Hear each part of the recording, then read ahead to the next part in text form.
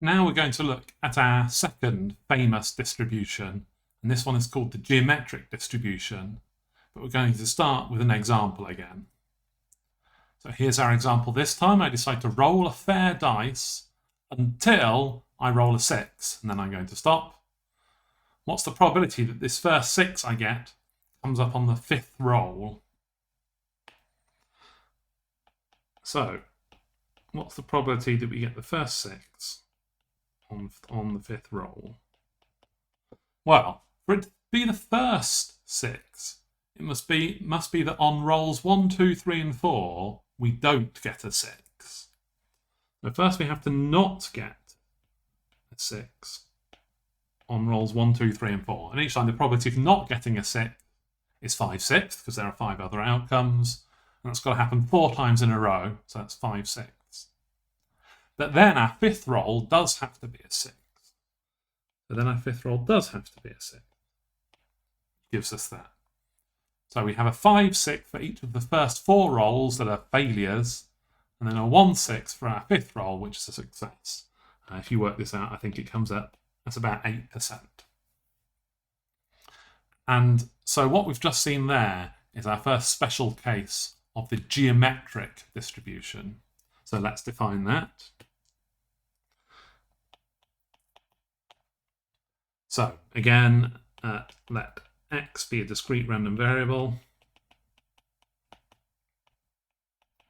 with range. Well, here, the number of times we have to repeat an experiment until we succeed, well, we might succeed on the first go or the second go, or any number of integers. We might not succeed till the millionth go or the billionth go. So the number of times we have to try until we succeed is going to be some strictly positive integer.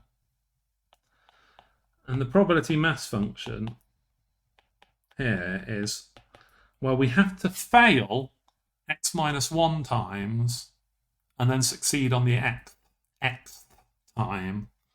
That means x minus 1 failures, each of which has probability 1 minus p, and then a success on the xth go, which is probability p. And this is called the geometric distribution. This is geometric, used in the same context as a geometric progression or a geometric series, if you know what they are. So geometric distribution, and we write x tilde geom p for that. So here, in the case that we were looking at above, here the number of rolls until we get a 6 was geom 1/6, for example. So that's our geometric distribution. We can also give some facts about that. So if x is geom p,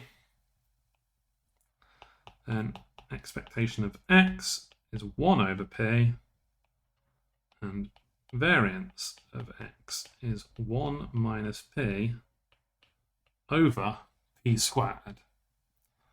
Now, working those out is some slightly unpleasant but doable summations. So I'm not going to do them on the video here, but if you want to look up those slightly unpleasant summations, they are available in the notes.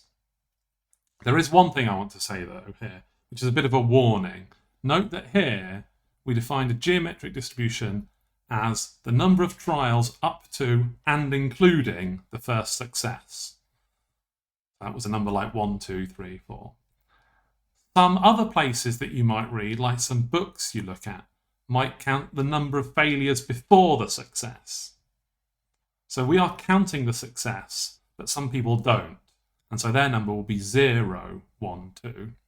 Obviously, it's quite easy to get between the two, but if you're reading something that aren't these notes, just check whether you're using the number of failures definition or the definition we use, which is the number of trials up to and including the first success.